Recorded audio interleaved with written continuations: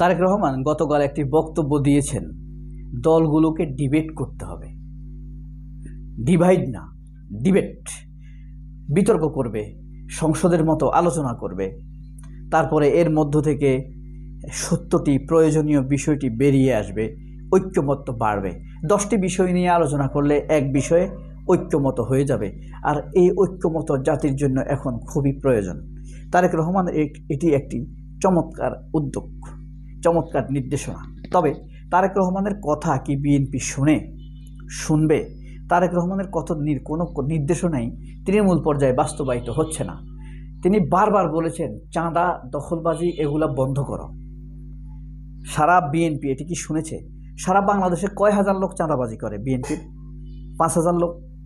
অথচ বিএনপির কোটি কোটি সমর্থক আছে, তারেক রহমানের কোটি কোটি ভক্ত আছে। তাদের হৃদয়ে রক্তক্ষরণ হচ্ছে, তাদের হৃদয়ে বিএনপির ব্যাপারে বিরক্তি আসছে, তাদের ভোটের চিন্তাভাবনা সরে যাচ্ছে এই 5,000-10,000 লোকের কারণে। এই 5,000-10,000 লোক কোটিপতি হবে, কিন্তু যারা রাস্তায় মরেছে, জীবন দিয়েছে, তাদের কোনো খবর নাই। বিএনপির এই নেতা কর্মীরা, তৃণমূলের নেতারা বা কেন্দ্রীয় নেতারা যদি এত দেশপ্রেমিক বা দলপ্রেমিক হতো, তাহলে যারা জীবন দিয়েছে তাদেরকে নিয়ে আলোচনা করত, যারা 16 বছরে গুম হয়েছে তাদের নিয়ে সিম্পোজিয়াম হতো, তাদের বিচার চাইতো। এরপরে যারা যেখানে বন্দী আছে তাদের মুক্তি করার ব্যাপারে কথা বলতো, তারেক রহমানের ইমেজ পুনরুদ্ধারের ব্যাপারে সভা সমাবেশ, সিম্পোজিয়াম করত, পত্রিকার সম্পাদকদেরকে নিয়ে ডিসকাস করত, যে তারেক রহমানকে নিয়ে যে মিথ্যা নিউজ হয়েছে সেগুলা রিকভার করার জন্য তাদের রিসার্চ থাকতো। বিএনপির কেন্দ্রীয় নেতারা তারেক রহমানকে ভালোবাসে না। আমি আপনাদেরকে, খুব বেশি হয়ে যাচ্ছে, বড় কথা বলে ফেলছি, চ্যালেঞ্জ দিয়ে বলছি, তারেক রহমানের এবং জিয়া পরিবারকে ব্যবহার করে তারা রাজনীতি করতেছে, যার ইচ্ছা মতো ব্যক্তিগত নীতিতে রাজনীতি করতেছে। যাই হোক, তারেক রহমানের যে ভালো কথাটি বলেছেন ডিবেট করার জন্য, সেই ডিবেট কি আসলে হবে? কারণ কি সন্দেহ কেন লাগতেছে? এক, বিএনপি তারেক রহমানের কথা শুনে না, খালেদা জিয়ার কথা শুনে না। 2, অতীতে যে বিভেদের বীজ এটা বিএনপি বুনেছে। মির্জা ফখরুলের চান্স ছিল একজন জাতীয় নেতা হবার, তারেক রহমান দেশের বাইরে, খালেদা জিয়া অসুস্থ, তার একটা চান্স ছিল যে সবার নেতা হবার, কিন্তু সে হয়েছে ইসলাম বিদ্বেষী নেতা, ভারতপন্থী নেতা। যাই হোক, এই যে জাহাঙ্গীরনগরে ডিবেট করেছে, শিবির একটি ডিবেট কল করেছে না? সব দলের ভিত্তিতে আলোচনা, ছাত্রদল সেখানে যায় নাই। ঢাকা ইউনিভার্সিটিতে ছাত্র শিবির ডিবেট কল করেছে সাদেক কায়েমের নেতৃত্বে, তখন ছাত্রদল যায় নাই। রাজশাহীতে করেছে, নোয়াখালী বিজ্ঞান প্রযুক্তি বিশ্ববিদ্যালয়ে করেছে, ছাত্রদল যায় নাই। আবার শিবিরের দেখা দেখি ছাত্রদল একটি ডিবেট করেছে, সেখানে সবাইকে ডেকেছে, শিবিরকে ডাকেনি। শিবির একটি নীতি নির্ধারণী দল না, একটি যে কোনো ক্যাম্পাসের জনপ্রিয় দল না, স্ট্যাক হোল্ড করার মতো দল না, শিবিরকে ডাকেনি তারা।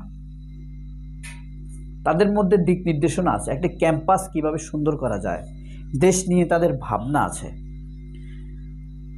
মেধাবী, দরিদ্র, প্রত্যন্ত অঞ্চলের অত্যন্ত দরিদ্র যারা, তাদেরকে নিয়ে শিবিরের ডাটা আছে, ধারণা আছে, তাদেরকে কিভাবে এগিয়ে নেওয়া যায়, দুর্নীতি বিরোধী ধারণা আছে, তাদের সম অধিকারের ব্যাপারে তাদের ধারণা আছে। তাদেরকে বাদ দিয়ে আপনি ক্যাম্পাসে কিছু না করাই ভালো, কারণ ওদেরকে না নিলে তো আপনি ভালো আইডিয়া পাবেন না, তাই না? এত বড় একটা অংশ শিবির করে না সব ক্যাম্পাসে। আপনি যারা ধরেন, আপনি কম করে ধরেন 20% লোক শিবির করে, 20% বিশাল অংশ না? ছাত্র ইউনিয়ন তো 5% হবে না। ছাত্র ফ্রন্ট যারা মব করে, মূলত সন্ত্রাসী করে, সন্ত্রাসের সব সময় বিহাইন্ড প্রোটেক্টর, টেরোরিজমের বিহাইন্ড ক্রিয়েটর ছাত্র ফ্রন্ট, ছাত্র ইউনিয়ন। তারা হইল 1%, 0.5%, তাদেরকে ডাকতে পারে, শিবিরকে ডাকে নাই। যাই হোক, তারেক রহমান যে নির্দেশনাটি দিয়েছেন, সেই নির্দেশনা যদি বিএনপি শুনে, যদি ছাত্রদল শুনে, তাহলে শিবিরের সাথে তারা ডিবেট করবে। বিএনপি যদি শুনে, তাহলে সব দলের সাথে তারা ডিবেট করবে। এভাবে ডিবেট করতে করতেই ঐক্যমত্য তৈরি হবে, এক জায়গায় তাদের ঐক্যমত্য পৌঁছাবে এবং এটা দেশের জন্য ভালো হবে। দেখবেন আপনার যদি এই ডিবেট করে, যদিও জামাত এটা সবসময় করে, অনেক দলকে ডাকে, শিবির সবসময় করে, কিন্তু তারেক রহমান এটা এখন কল করেছেন ডিবেট, কৃতিত্ব তাকে দেই আমরা, সমস্যা নাই। এর আগেও তারেক রহমানকে কিন্তু আমরা অনেক কৃতিত্ব দিয়েছি। যেমন তিনি 2004 সালে ইউনিয়ন পরিষদ সম্মেলন করেছেন, সারা দেশব্যাপী সাড়া পড়ে গিয়েছে। এটা দেখেই প্রথম আলো এবং ভারতপন্থীরা তারেক রহমানের বিরুদ্ধে ষড়যন্ত্র শুরু করে। সিপিবি, বাসদ, এরা এসব গংরা তারেক রহমানের বিরুদ্ধে ষড়যন্ত্র শুরু করে, যেই ষড়যন্ত্রের ফলস্বরূপ 111 এসেছে। তারেক রহমানকে ভয় পাইতো ভারত, এখন জানি না এখন ভয় পায় কিনা। তিনি যদি ভারতের বাইরে থাকেন এখনও ভয় করে, যদি ভারত বয়লে ঢুকে যান তাহলে তো আর ভয় করবে না, ব্যবহার করবে। আমরা তো আর ভিতরের খবর জানি না।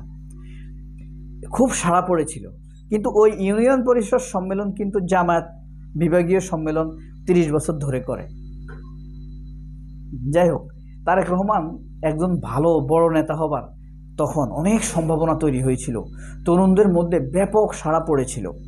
তখন তারেক রহমানের বন্ধু হাওয়া ভবন নিয়ে এই খালেদ মহিউদ্দিনরা, প্রথম আলোর আনিসুল হকেরা, শোয়েব আহমেদ, বিএনপির শোয়েব আহমেদ, প্রথম আলোর শোয়েব বদমাইশ, এরা এই তারেক রহমানের বিরুদ্ধে সম্মিলিত প্রোপাগান্ডা, চ্যানেলাই জিল্লুর রহমান প্রোপাগান্ডা শুরু করে।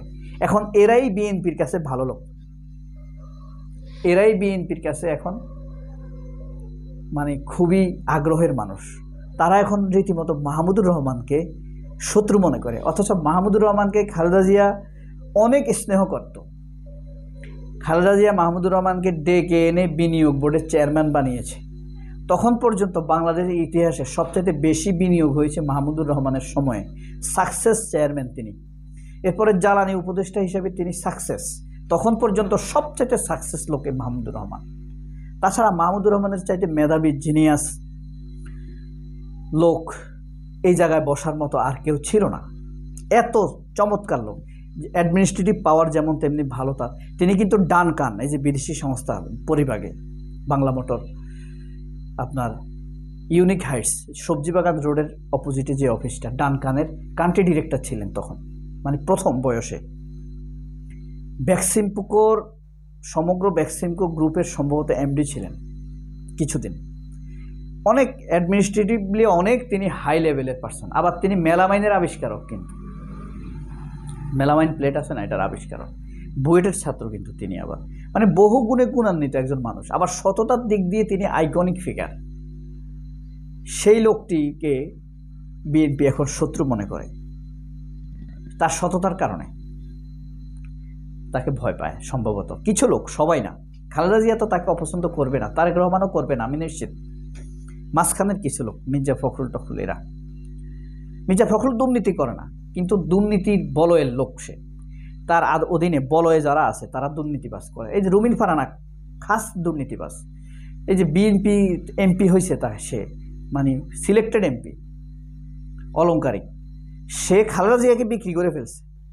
সেখানে গিয়ে সে শেখ হাসিনার কাছে ফ্লটের জন্য আবেদন করছে গোপনে, সেটা তো ফাঁস করে দিয়েছে ডিজিএফআই। যাই হোক, তাহলে তারেক রহমানের যে নির্দেশনা, এটি যদি হয় তাহলে তো খুবই ভালো, দেশে ঐক্য তৈরি হবে। ডিবেট হোক, সবাই অনেক ভালো থাকবেন, আল্লাহ হাফেজ। ডিবেট হোক, বিভেদ দূর হোক। আসসালামু আলাইকুম।